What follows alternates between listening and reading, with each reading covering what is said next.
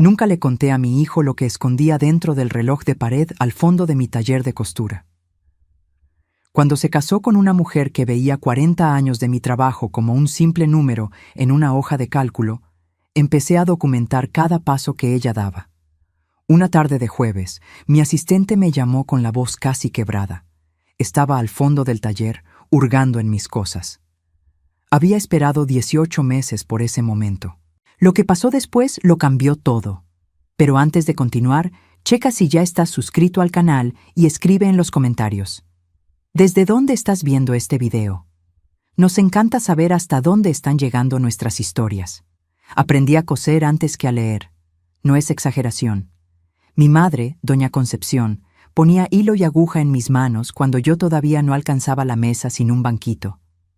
Ella decía que la costura es paciencia transformada en forma, que cada puntada dada con cuidado es una promesa que le haces a la tela. Crecí escuchando eso. Crecí creyendo en eso. Me llamo Elena Herrera. Tengo 61 años y vivo en San Cristóbal de las Casas, Chiapas, en una calle de empedrado donde el invierno huele a leña húmeda y café de olla recién hecho. El taller Elena queda en la planta baja de la misma casa donde crié a mi hijo, en una habitación que empezó pequeña y fue creciendo conmigo.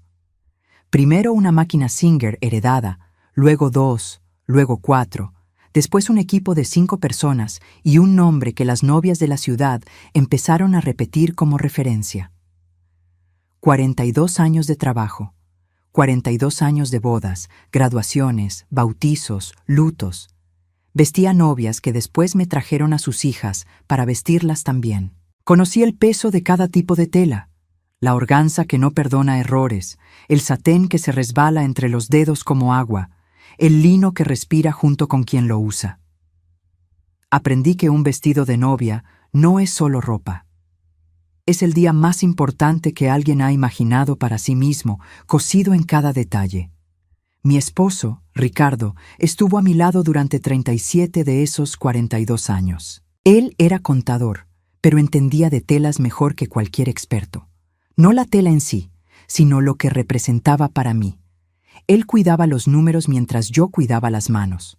Fue él quien negoció el contrato del local más grande cuando el taller creció. Fue él quien se dio cuenta, antes que yo, de que necesitaba registrar la marca. Ricardo murió hace 7 años. Un infarto, rápido, sin aviso. Un martes por la mañana salió a comprar pan y no volvió. Me quedé parada en la cocina por un tiempo que no sé medir. Después me fui al taller porque no sabía hacer otra cosa. Mi asistente, Verónica, llegó y me encontró sentada frente a la máquina apagada. No dijo nada, solo puso su mano en mi hombro y se quedó ahí. Ricardo dejó muchas cosas cuando se fue. Dejó la casa pagada, el coche, los archivos organizados con una precisión que hasta hoy me emociona cuando necesito encontrar algún documento. Dejó a nuestro hijo, Eduardo, que tenía 32 años en ese entonces, y ya estaba empezando a consolidarse como arquitecto en una buena empresa aquí en San Cristóbal. Y dejó un reloj. No era cualquier reloj. Era un reloj de pared alemán, de principios del siglo pasado, con caja de nogal oscuro y carátula blanca con números bordados en azul cobalto. Ricardo lo había comprado en una tienda de antigüedades en Puebla, 2 años antes de morir. Se pasó 3 fines de semana limpiando el mecanismo, lubricando pieza por pieza, aprendiendo cómo funcionaba esa cosa por dentro. No era el tipo de trabajo que solía hacer. Era yo quien tenía manos pacientes para el trabajo manual. Pero él quería entender. Dijo que quería aprender lo que yo amaba en el acto de restaurar algo. Una semana antes de ir al hospital por última vez, una consulta de rutina que se volvió internación y luego funeral, sacó el reloj de la sala y lo llevó al fondo del taller. Lo colgó en la pared al lado de mi mesa de corte. No explicó por qué. Me miró de esa forma que él tenía, serio y tranquilo al mismo tiempo, y dijo: «Elena, este se queda aquí, y cuando llegue la hora, sabrás qué hacer con él». Pensé que era el cansancio hablando. Estaba agotado esa semana. Sonreí y le dije que cuidaría bien del reloj. No entendí lo que quiso decir por mucho tiempo. Eduardo era un buen hijo. Debo decir esto sin rodeos, porque todo lo que viene después se complica, y no quiero que pierdas esa verdad en medio de la confusión. Era un niño bueno que se convirtió en un hombre honesto, puntual, cuidadoso con la gente, el tipo que llama para saber cómo estás y aparece cuando lo necesitas sin que se lo pidas. Después de que Ricardo murió, venía a cenar conmigo cada semana. Me ayudaba con lo que yo no podía hacer sola. Nunca preguntó por la herencia, nunca mencionó dinero, solo aparecía. Pensé que había hecho algo bien. En la primavera de hace 3 años, Eduardo conoció a una mujer llamada Rafaela Domínguez en un evento de arquitectura. Ella tenía 34 años, trabajaba en bienes raíces y tenía ese tipo de presencia que entra en una habitación antes que el cuerpo. Eduardo la trajo a conocer el taller un sábado de octubre, orgulloso de la forma en que el amor nuevo enorgullece a los hombres, como si hubieran descubierto algo que el resto del mundo había perdido. Era guapa de una manera calculada, el tipo de belleza que exige esfuerzo para parecer natural. Apretó mi mano con las suyas y dijo que el taller era encantador. Yo se lo agradecí, y observé cómo sus ojos recorrían el lugar. Ella no estaba viendo encanto, estaba haciendo cuentas. Reconocí esa mirada porque ya la había visto antes. Los valuadores de inmuebles tienen esa mirada. Los abogados de sucesiones tienen esa mirada. Es la mirada de quien ya separó una habitación en columnas antes de saber qué hay dentro de ella. Lo noté, y me lo guardé, porque quería estar equivocada. Se comprometieron en marzo del año siguiente. Se casaron en septiembre, en una ceremonia hermosa en una hacienda en las afueras. Eduardo lloró cuando vio a Rafaela entrar por el pasillo. Yo lloré también, porque Ricardo debería haber estado allí para ver eso. Durante los primeros meses, me convencí de que me había equivocado en mi juicio. Rafaela parecía hacer feliz a Eduardo.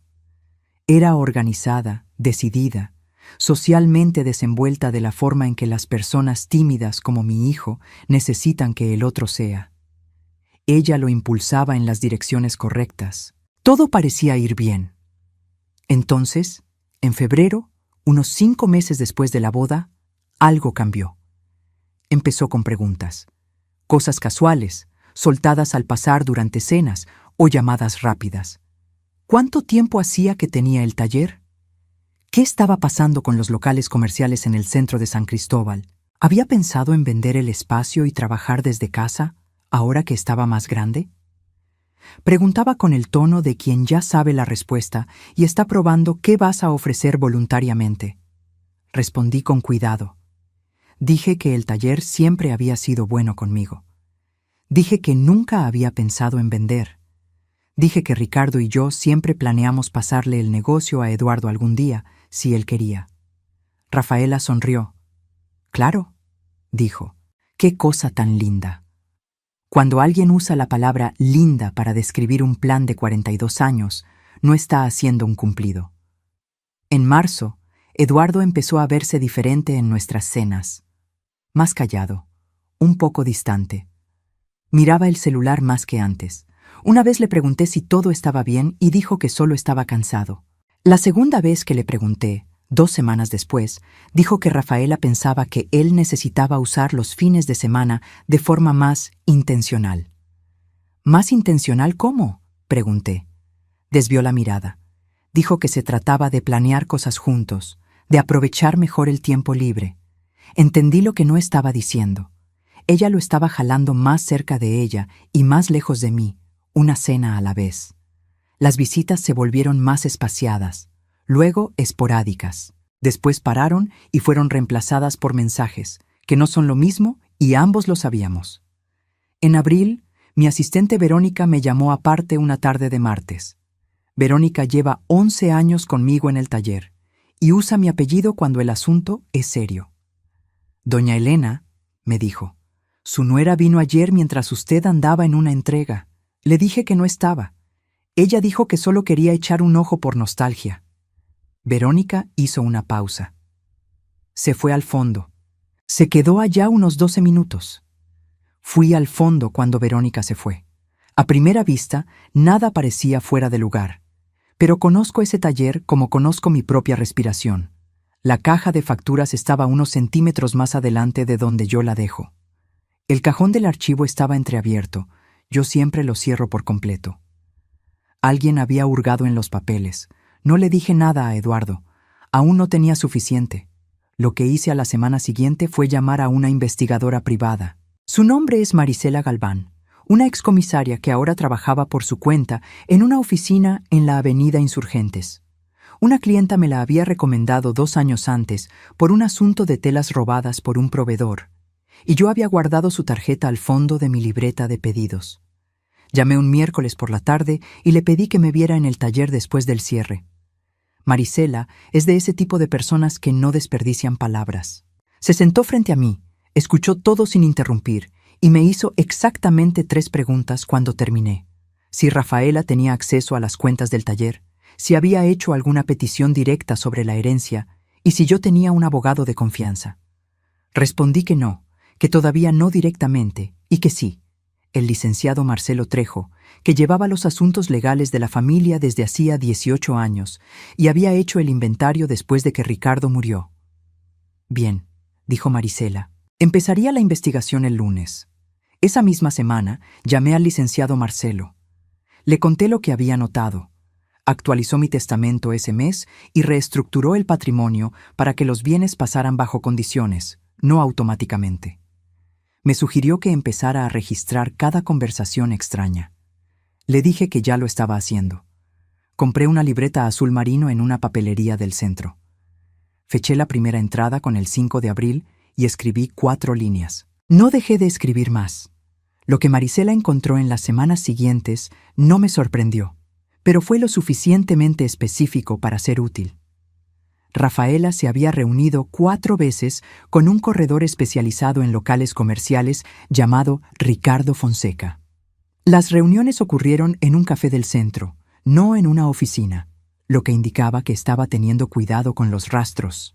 Marisela también documentó llamadas en las que Rafaela discutía el local del taller y lo que ella llamó la línea del tiempo del proceso. En junio, yo misma escuché parte de esa conversación.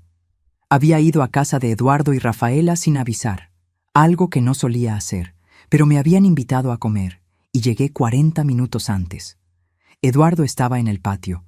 Pasé por la puerta lateral y oí a Rafaela dentro de la casa hablando por teléfono. La ventana de la cocina estaba abierta por el calor. No estaba intentando escuchar, pero oí claramente. Su voz era tranquila, casi profesional. Decía que no sabía cuánto tiempo más tomaría, que la mujer tenía 61 años, presión alta y trabajaba sola todo el día, que no estaba siendo mórbida, sino realista, que en algún momento ese local se convertiría en una decisión, una pausa. Después, Eduardo sabe que necesitamos pensar en el futuro, solo necesita más tiempo para convencerse. Me quedé del otro lado de la puerta unos 30 segundos. Después volví al coche, me senté en el asiento del conductor y llamé a Marisela. Le di el nombre del corredor. Le conté lo que había oído. Le pedí documentación. Tuvo lo que necesitaba en 2 semanas. Ricardo Fonseca ya había hecho una consulta de viabilidad para la venta del local del taller, condicionada a un cambio de titularidad. El documento enlistaba a Rafaela Domínguez Herrera como contacto responsable de la negociación. El nombre de Eduardo no aparecía por ningún lado. Quiero detenerme aquí y decirte algo que no le conté a nadie excepto a Marisela, al licenciado Marcelo y a Verónica.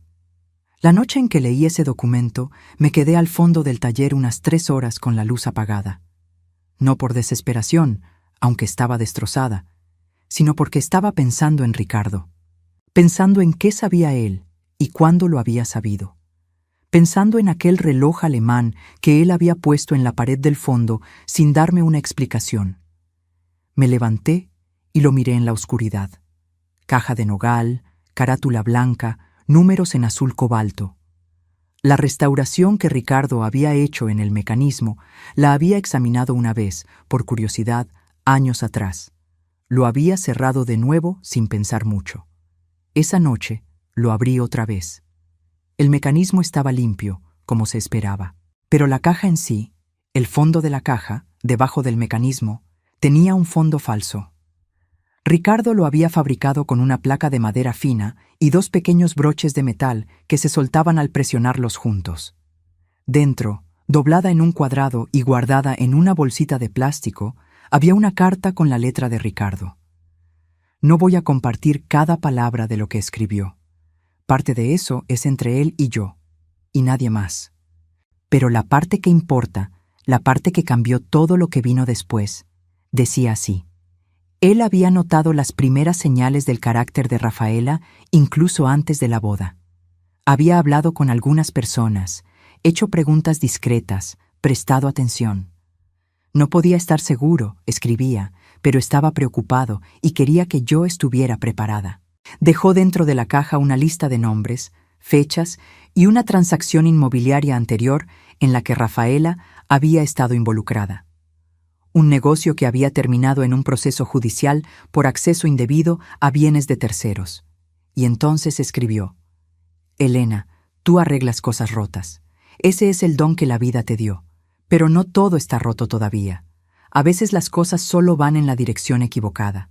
Mantén un ojo abierto, protege lo que construimos, y cuando llegue la hora sabrás qué hacer. Me quedé con esa carta en las manos por mucho tiempo.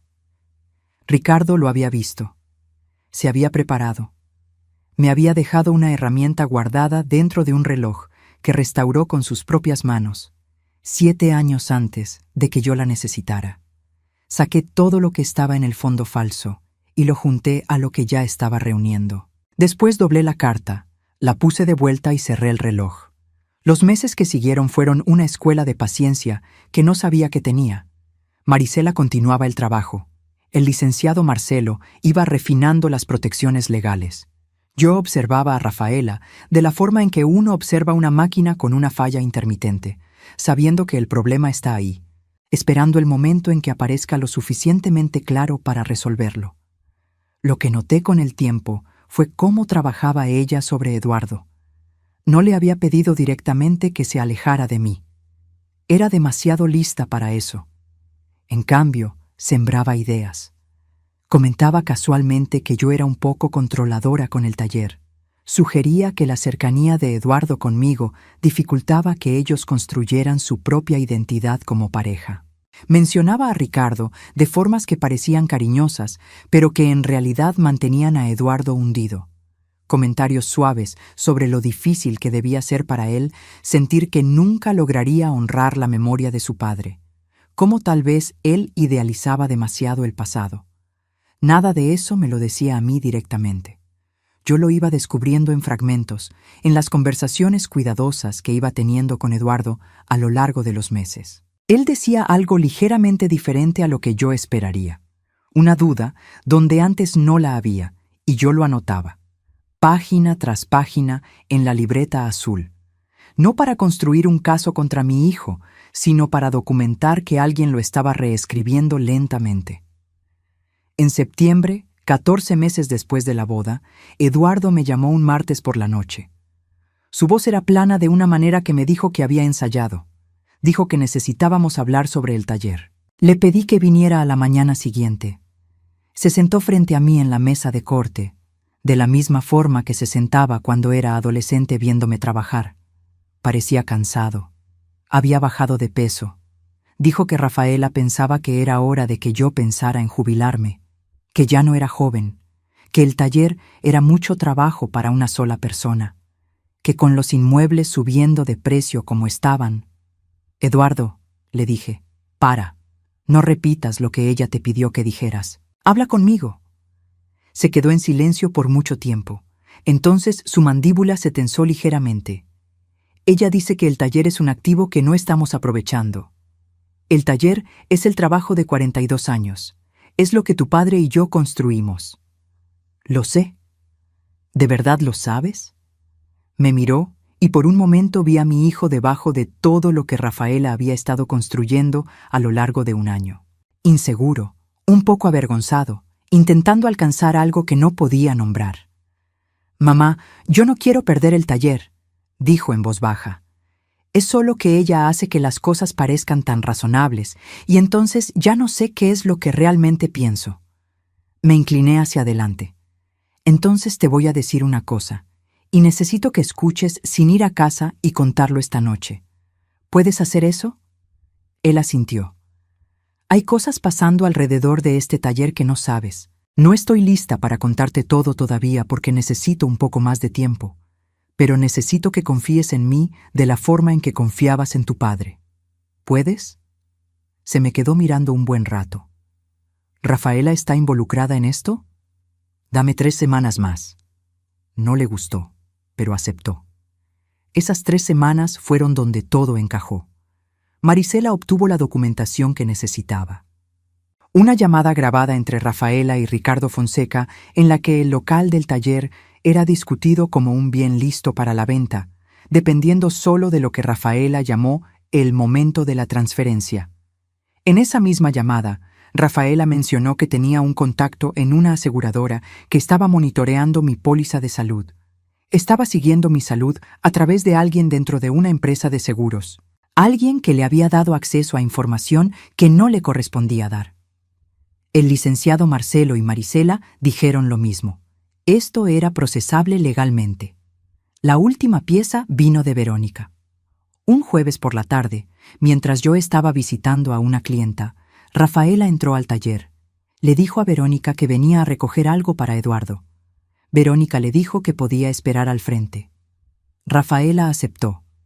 Después pidió usar el baño, que queda al fondo. Verónica la acompañó hasta allá. No regresó en 14 minutos.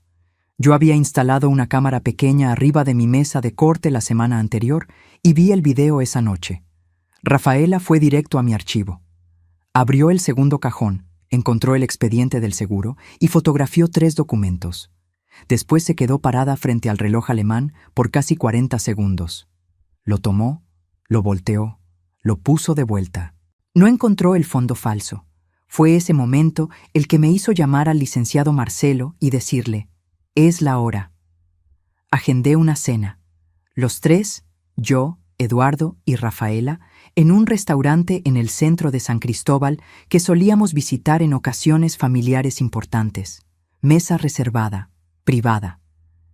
Le dije a Eduardo que tenía algo que compartir sobre el futuro del taller, sobre todo. Me llamó 1 hora después. Rafaela había preguntado cuál era la ocasión. Él le dijo que yo había hablado de planeación patrimonial. Ella dijo que le parecía estupendo y que estaba ansiosa por participar. Le pedí a Eduardo que confiara en mí. La cena era en 5 días. La mañana de la cena me senté con el licenciado Marcelo en su oficina. Revisamos todo. El testamento actualizado, las condiciones del patrimonio, la documentación de las reuniones de Rafaela con el corredor, la grabación, el informe completo de Marisela. El abogado también había coordinado con una colega que aceptó estar presente en el restaurante, sentada en una mesa separada, disponible como testigo si fuera necesario. Antes de salir, fui al taller. Abrí el reloj por última vez, saqué la carta de Ricardo y la leí despacio. Después la doblé y la puse en el bolsillo interno de mi saco. No se la iba a mostrar a nadie. Eso era mío, pero quería tenerlo cerca esa noche.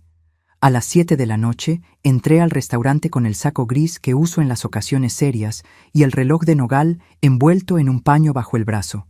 Eduardo ya estaba a la mesa, callado y erguido en la silla. Rafaela estaba del lado opuesto, guapísima, la imagen de una mujer que venía a escuchar buenas noticias. Sonrió cuando me senté. Una sonrisa ensayada, cálida en la superficie. Pedimos, platicamos de cosas ligeras. Eduardo me observaba de la forma en que se observa a un médico que mandó esperar el resultado. Rafaela pidió una copa de vino espumoso. Cuando retiraron los platos, puse el reloj sobre la mesa entre nosotros. Rafaela lo miró. ¿Es el reloj de Ricardo? Sí, dije. Lo restauró con sus propias manos el año antes de morir. Me pidió que lo dejara en el taller. Dijo que yo sabría qué hacer cuando llegara la hora. Ella soltó una risita suave. Qué detalle tan delicado.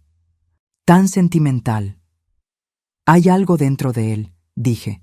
Mi esposo era un hombre cuidadoso. Él veía cosas que otras personas se perdían y se preparaba para ellas. Dejó una carta en un compartimento escondido que él mismo fabricó. La sonrisa de Rafaela cambió ligeramente, casi imperceptible, pero yo lo vi. Abrí la caja, solté el fondo falso y puse la carta de Ricardo sobre la mesa. No la leí en voz alta. Eso no era para la mesa. En su lugar, puse al lado una copia impresa del informe de Marisela, las reuniones con Ricardo Fonseca, los registros del seguro, la grabación. Rafaela, dije, este es un documento que necesitas leer con atención. Mi abogado tiene una copia completa. El área de quejas de la aseguradora también. Eduardo miró los papeles. Su rostro se quedó congelado. Mantuve la voz calmada. Has estado reuniéndote con un corredor inmobiliario para planear la venta de mi local. Estabas accediendo a mis datos de seguro de salud sin mi autorización. Le dijiste a tu contacto que estabas monitoreando el momento adecuado para una transferencia. Y hace 2 semanas entraste a mi taller mientras yo no estaba y fotografiaste documentos de mis archivos privados. Rafaela bajó la copa de vino. Elena, creo que entendiste mal. No entendí mal nada. Estas cosas están fuera de contexto. Yo solo estaba... Rafaela. La voz de Eduardo fue baja y definitiva. Ella se giró hacia él. Basta, dijo él. El silencio que cayó sobre esa mesa fue el más pesado que he escuchado. La colega del licenciado Marcelo, sentada en la barra, cruzó mi mirada por un segundo. Le hice un gesto casi imperceptible. Ella volvió a su bebida. La compostura de Rafaela se fue fragmentando de la forma en que se agrieta la cerámica barata. Despacio, y luego todo de un golpe. Dijo cosas, justificaciones, medias verdades, una versión de los hechos donde sus intenciones eran buenas y su ejecución había sido malinterpretada. Eduardo se quedó casi en silencio. Miró los papeles, me miró a mí. Miró a la mujer con la que se había casado con la expresión de quien está leyendo un mapa de un lugar que creía conocer y descubre que todas las carreteras cambiaron. Cuando Rafaela se levantó para irse, dije una cosa más. El taller no es una transacción. Es el trabajo de una vida y pasará a quien lo trate de esa forma. Mi abogado se pondrá en contacto con el tuyo la próxima semana. Salió. La puerta del restaurante se cerró. Eduardo y yo nos quedamos en silencio por un rato. ¿Cuánto tiempo?, dijo por fin. 18 meses. Se miró las manos. ¿Por qué no me lo contaste? Porque necesitaba que pudieras mirarla sin saberlo. Y porque necesitaba tiempo para estar segura. Me estabas protegiendo. Estaba protegiendo el trabajo de tu padre. ¿Y sí? ¿A ti también? Hubo un silencio largo. Después dijo, mirando al reloj en el centro de la mesa. Papá lo sabía. Sospechaba.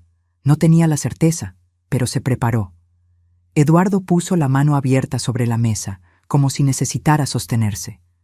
Dejó una carta dentro de un reloj que arregló con sus propias manos. 7 años antes de que la necesitaras. Así era él. Siempre iba 3 pasos adelante de todo. Sí, dije. Era él.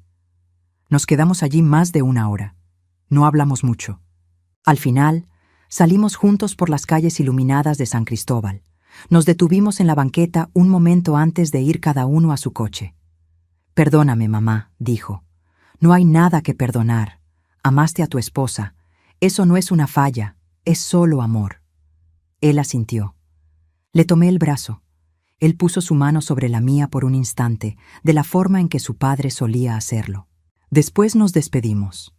Volví al taller, estacioné en la entrada lateral, llevé el reloj adentro y lo colgué de nuevo en la pared al lado de mi mesa. Exactamente donde Ricardo lo había puesto 7 años antes. Le di cuerda porque se había detenido mientras lo cargaba. Dejé que empezara a funcionar otra vez. Me quedé al fondo del taller escuchando el latido del péndulo.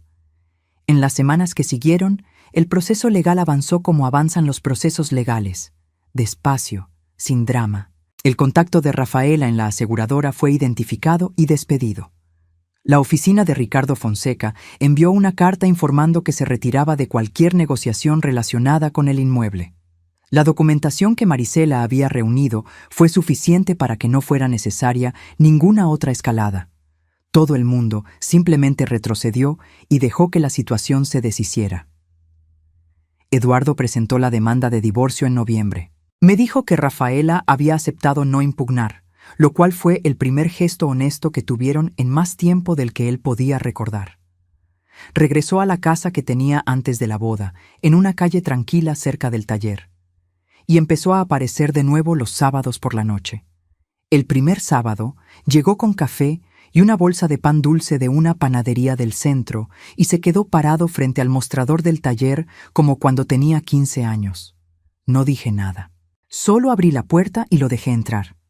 No hablamos de Rafaela. Hablamos de un vestido de novia complicado que una clienta había traído, seda de doble cara con bordado a mano en todo el talle, que me iba a ocupar unas 3 semanas. Hablamos del clima, de una película que había visto, de una exposición de arquitectura en la ciudad. Conversamos de la forma en que madre e hijo conversan cuando están reaprendiendo el ritmo del otro después de un tiempo lejos. 2 semanas después, le enseñé a hacer el punto de ojal por primera vez. No tenía talento natural para eso. Era demasiado rápido, de la forma en que los ingenieros y arquitectos siempre intentan resolver antes de que el trabajo sea entender. Pero se quedó sentado frente a mí por 2 horas sin mirar el celular, aprendiendo a tener paciencia con algo pequeño y preciso, y lo vi volviéndose un poco más él mismo con cada puntada que daba. Al final de la tarde, miró el tramo que había hecho, imperfecto, pero honesto, y dijo: ¿Papá sabía hacer esto? Él aprendía cualquier cosa que yo quisiera enseñarle. ¿Era bueno? Era mejor que yo después de un tiempo, pero no se lo cuentes a nadie. Eduardo sonrió por primera vez en mucho tiempo. Quiero decirte algo sobre lo que toda esta experiencia me enseñó, porque no pasé 18 meses documentando y preparándome solo para tener una historia. Pasé por esto porque las cosas que Ricardo y yo construimos juntos merecían ser protegidas. No por el valor que tendrían en una hoja de cálculo, sino por lo que representan. Por el hecho de que en cada costura de ese taller hay 42 años de 2 personas que aparecieron todos los días y se preocuparon por su trabajo. La codicia no se anuncia. Llega educada, hace preguntas razonables y te hace sentir tonta por notar algo extraño. Las personas que te aman por lo que tienes, y no por quién eres, siempre van a encontrar la forma de hacer que su interés parezca preocupación. Te van a preguntar por tu salud, van a hablar sobre el futuro, van a llamar al trabajo de tu vida un activo y esperarán a que tú empieces a creértelo. No los dejes. Pon atención a las señales, lleva tus propios registros. Confía en las personas que aparecen sin una agenda y te aman sin cálculos. Y si tienes un abogado de confianza, manténlo cerca. Porque el mejor momento para construir protección es antes de necesitarla. Me llamo Elena Herrera. Tengo 61 años. Coso vestidos y, ocasionalmente, cuando tengo mucha suerte, ayudo a mantener una familia unida. Ricardo me dejó un reloj con un secreto dentro y dijo que yo sabría qué hacer cuando llegara la hora. Tenía razón. Él siempre tenía razón. El reloj sigue en la pared al lado de mi mesa de corte. Funciona de maravilla.